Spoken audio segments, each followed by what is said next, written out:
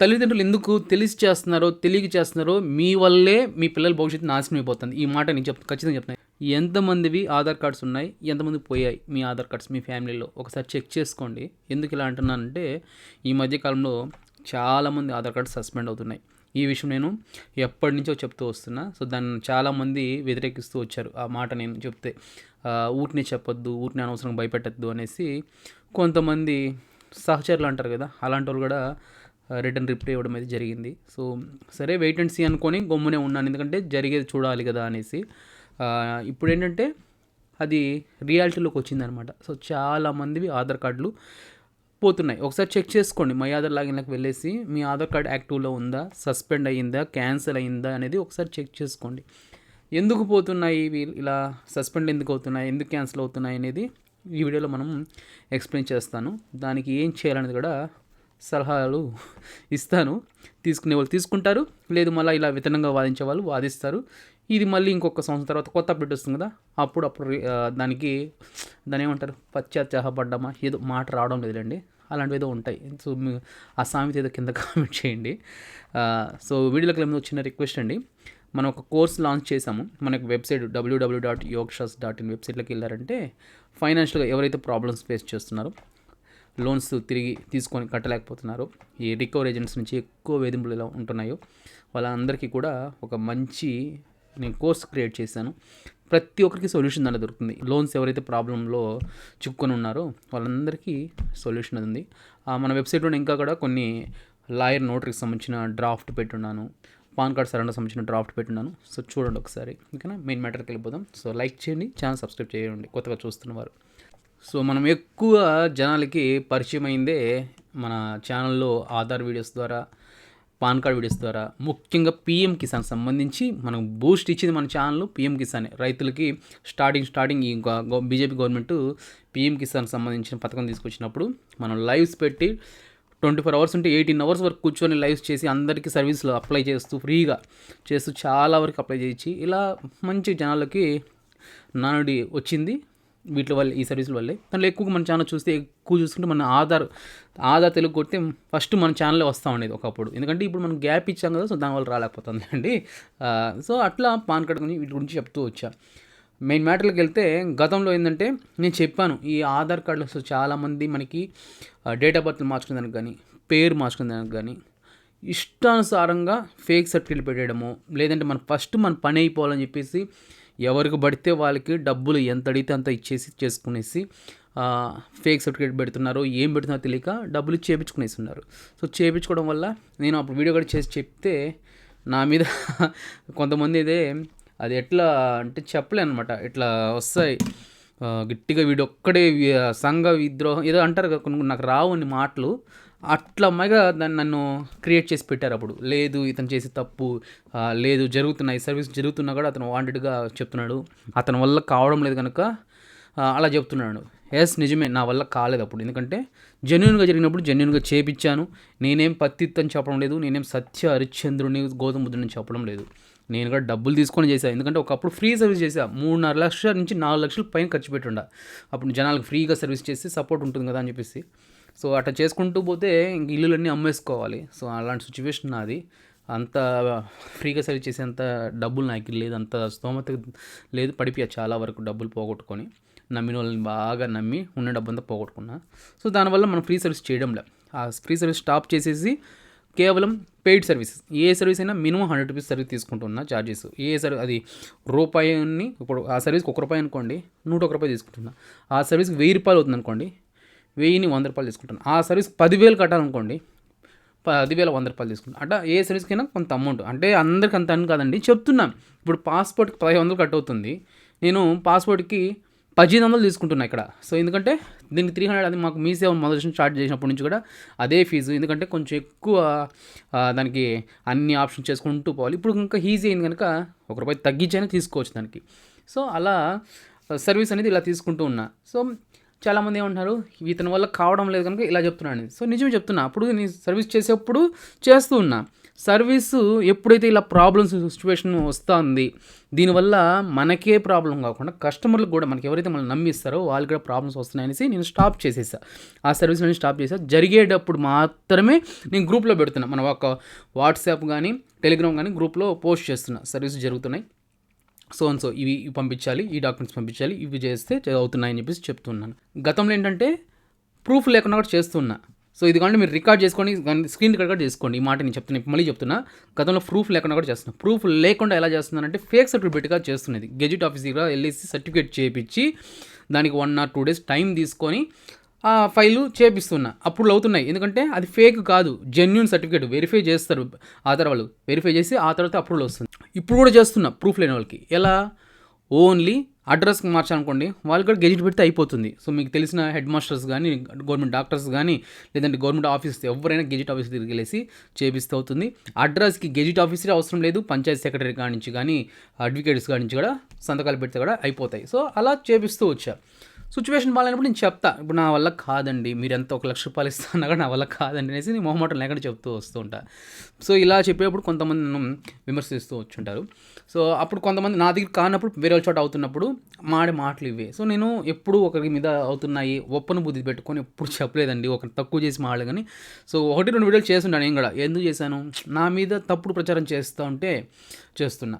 ఎందుకంటే అనవసరంగా తప్పుడు మాటలు పడాలంటే నాకు కూడా ఓపిక లేదు. సో దానివల్ల నేను రిప్లై వీడియోస్ చేశాను, 2 వీడియోస్. మళ్ళీ చేసి ఎందుకులే మనం ఇది కాదు కదా అని చెప్పేసి దాన్ని నేను మళ్ళీ కొన్ని రోజుల తర్వాత డిలీట్ చేసేసా. చాలామంది పేర్లు పెట్టేస్తున్నారు, పలానా వాళ్ళు కదన్నా, పలానా వాళ్ళు కదన్నా అనేసి. సో అప్పుడు మనం ఎందుకు అనేసి నేను దాన్ని డిలీట్ చేసేసాను. డిలీట్ కాదు, ప్రైవేట్లో పెట్టేశాను. సో సోది వద్దునైనా మెయిన్ మ్యాటర్లోకి రా అంటే మ్యాటర్ చెప్తున్నా. ఆధార్ సంబంధించి ఎవరైతే ఫేక్ సర్టిఫికేట్లు పెట్టేసి ఏదో మనకి అయిపోవాలా, ఆ టయానికి అయిపోవాలా, 5,000 ఇస్తాము, 10,000 ఇస్తాము, ఎంత ఇస్తామో ₹100 ఇస్తారు, మీ ఇష్టం, దానికి పెట్టుకొని మనకు పని అయిపోతుందా అని చేసుకుంటున్నారు. ఇప్పటికీ కూడా కొన్ని ఆధార్ సెంటర్లో జరుగుతున్నాయి, అమౌంట్ తీసుకొని చేసుకుంటున్నారు. మన పని అయితే చక్కగా అయిపోతుంది. కానీ కొన్ని రోజుల తర్వాత ఏం జరుగుతుందంటే మన ఆధార్ కార్డులు క్యాన్సిల్ అయిపోతున్నాయి, సస్పెండ్ అయిపోతున్నాయి. ఎంతమంది నాతో కాంటాక్ట్ అవుతున్నారంటే ఇప్పుడు కూడా, ఎందుకంటే చాలా రోజులు మన వీడియోస్ చేసి మనం చెప్పేసాం, వాట్సాప్లో రిప్లై ఇవ్వట్లేదు. ఎవరైనా వాట్సాప్లో హాయ్ పెట్టినా మీకు ఒక ఆటోమేటిక్ మెసేజ్ వస్తుంది. నేను వాట్సాప్ సర్వీస్ అనేది టెంపరీగా క్లోజ్ చేశాను, నాతో మాట్లాడాలంటే కాల్ మీ ఫర్ యాప్లో కాల్ చేయండి అనేసి. ఈ వీడియో ఎందుకు చేస్తున్నా అంటే నిన్న ఒక కనీసం 10 నిమిషాలు పైన మాట్లాడాడు.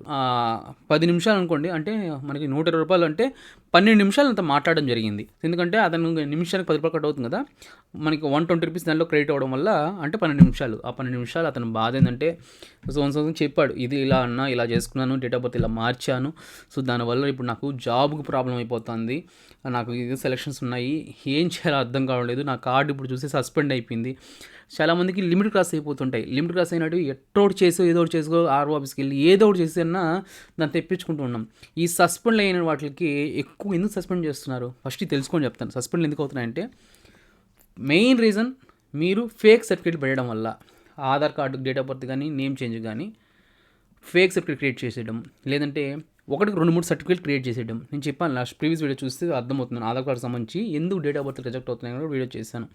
దాన్ని చూస్తే ఒక సర్టిఫికేట్ని 2 సర్టిఫికేట్గా చేస్తారు. బర్త్ సర్టిఫికేట్ ఇక్కడ ఒక చోట పుడతాడు, మరొక ఊర్లో ఇంకో చోట పుడతాడు, అటు 2 సర్టిఫికేట్లు ఎట్ట పుడతాయి? సో ఇలాంటి వాటి వల్ల మనకి ఆధార్ కార్డులు సస్పెండ్ అయిపోతున్నాయి ఫేక్ సర్టిఫికేట్ పెట్టడం వల్ల. ఇలాంటి ఫేక్ సర్టిఫికేట్ పెట్టుకుంటూ చేయడం వల్ల, ఎందుకంటే మనకి ఇప్పుడు ప్రస్తుతానికి పని అయిపోవాలి, బట్ ఏంటంటే ఫ్యూచర్లో ప్రాబ్లం పడేది మీరే. ఈరోజు మన పని అయిపోయిన డబ్బులు ఇచ్చి చేయించుకున్నా రేపు భవిష్యత్తు కూడా ఆలోచించాలి. ఎందుకంటే ఇప్పుడు ఏం సర్టిఫికేట్ పెట్టి చేస్తున్నామో అది మనం ఖచ్చితంగా తెలుసుకోవాలి. ఎందుకంటే నేను కూడా సర్వీస్ చేస్తున్నాను కదా, చెప్తున్నాను కదా, నేను కూడా పక్కాగా జెన్యూన్ సర్టిఫికేట్స్ పెడితేనే అవుతాయి. ఏదో ఒక ప్రూఫ్ దానికి సంబంధించిన ఆల్టర్నేటివ్ ప్రూఫ్ ఉంటేనే అవుతుంది. గెజిట్ ఆఫీసర్ సర్టిఫికేట్ చేపిస్తేనే అవుతాయి అడ్రస్లు వీటిలో అన్నీ కూడా. సో ఏది లేకుండా చేయాలంటే ముందు లాంటి పరిస్థితి కాదండి. చెప్తున్నాను కదా, మీ దగ్గర ఏం ప్రూఫ్ లేకపోయినా ఇంతకుముందు గెజిట్ లెటర్లు పెట్టి అన్ని చేపిస్తున్నాం, అవుతున్నాయి. ఇప్పుడు అది ఆప్షన్ తీసేసారి తీసుకోవడం లేదు. సో అందుకనే నేను ఇప్పుడు కొన్ని ఫైల్స్ తీసుకోవడం లేదు. ప్రూఫ్ ఉంటేనే నాకు పంపించండి, లేదని చెప్పేసి నేను గ్రూప్లో కూడా పోస్ట్ చేస్తున్నా. సో ప్రూఫ్ లేకుండా చేయాలంటే ఇప్పుడు ముందు లాంటి పరిస్థితి కాదండి. సో ప్రాబ్లమ్స్ అనేది కొన్ని ఎవరు తెచ్చుకోలేరు కదా. సో ఇంకేంటంటే ఆల్రెడీ పక్కగా అన్ని ప్రూఫ్లు ఉండి కూడా తీసుకున్న ఫైల్సే చాలామందికి పెండింగ్ పడిపోతున్నాయి. ఎప్పుడు అవుతున్నాయో తెలియదు. కొంతమందికి 1 డేలోనే అప్రూవల్ అయిపోతున్నాయి, కొంతమందికి నెల కాదు కదా, సంవత్సరమైనా అలాగే పెండింగ్ పడిపోతున్నాయి. అలాగే ఈ సస్పెండ్ అయిపోయిన కూడా క్యాన్సిల్ అయిపోయిన ఆధార్ కార్డులు కూడా సంవత్సరాల కొద్దీ కూడా చాలామందికి అలాగే అయిపోయి ఎంతమంది ఇబ్బంది పడుతున్నారంటే ముఖ్యంగా ఈ పెన్షన్ తీసుకునే వాళ్ళు కానీ పెన్షన్ పోతే పోయింది ఈరోజు కాకపోయినా రేపైనా చచ్చిపోతాం మనం. వయసు అయిపోయింది పోతే పోయినాం, మన గురించి వదిలేసండి. చిన్న బిడ్డలు సో చాలామంది ఏంటంటే తల్లిదండ్రులు ఎందుకు తెలిసి చేస్తున్నారో తెలియక చేస్తున్నారో మీ వల్లే మీ పిల్లల భవిష్యత్తు నాశనం అయిపోతుంది. ఈ మాట నేను ఖచ్చితంగా చెప్తున్నాను. ఎందుకంటే ఈ పేర్ల వల్ల ఎక్కువగా ఫస్ట్ ఒక పేరు పెడేస్తారు తెలియకుండా, అంటే నచ్చి పెడేస్తారు. మళ్ళీ ఆ తర్వాత జాతకాలు చూసో ఇంకోటి చూసో ఇది నచ్చదని చెప్పి ఇంకోసారి మళ్ళీ అప్లై చేసేయడము. బర్త్ సర్టిఫికేట్లో అందుకే వాళ్ళు ఆ మున్సిపాలిటీ వాళ్ళు కూడా బర్త్ సర్టిఫికేట్ మార్చడంలో ఒక సంవత్సరం దాకా వెయిట్ చేయమండి ఆ తర్వాత పెడతా ఉంటున్నారు. సో కొంతమంది ఇట్లా అతి తేలిక ఉపయోగించేసి పిల్లలవి డేట్ ఆఫ్ బర్త్లు మార్చేయడము, పేర్లు మార్చేయడం, ఇష్టప్రకారం మార్చేస్తారు. లిమిట్ క్రాస్ అయిపోతాయి. ఈ లిమిట్ క్రాస్ అయినప్పుడు అయిపోతే మళ్ళీ లిమిట్ క్రాస్ అయిపోతే మళ్ళీ చేసేసుకోవచ్చు. బట్ లిమిట్ క్రాస్ గురించి పక్కన పెట్టండి. ఫస్ట్ ఒక పేరు మార్చడానికి ఒక సర్టిఫికేట్ పెట్టుంటారు, ఇప్పుడు ఇంకో సర్టిఫికేట్ పెట్టుంటారు. డేట్ ఆఫ్ బర్త్ మార్చడానికి ఫస్ట్ ఒక సర్టిఫికేట్ పెట్టుంటారు, ఇప్పుడు ఒక సర్టిఫికేట్ పెట్టుంటారు.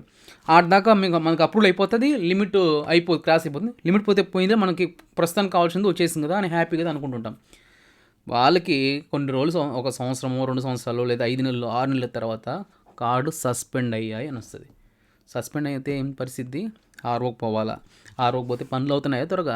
సంవత్సరాల కొద్దీ తిరుగుతున్నారు. ఈ లోపల పిల్లలు ఎడ్యుకేషన్ ప్రాబ్లము, ప్రతి ఒక్కటి ప్రాబ్లము మన పిల్లలకి మనమే సృష్టిస్తున్నాం. ఎందుకంటే మనం చేసే తప్పుల వల్ల పేర్లు మార్చేసుకోవడము, డేట్ ఆఫ్ బర్త్ మార్చేసుకోవడం, ఇష్టానుసారంగా చేసేయడము. సో సస్పెండ్ అయిపోతున్నాయి ఆధార్ కార్డులు.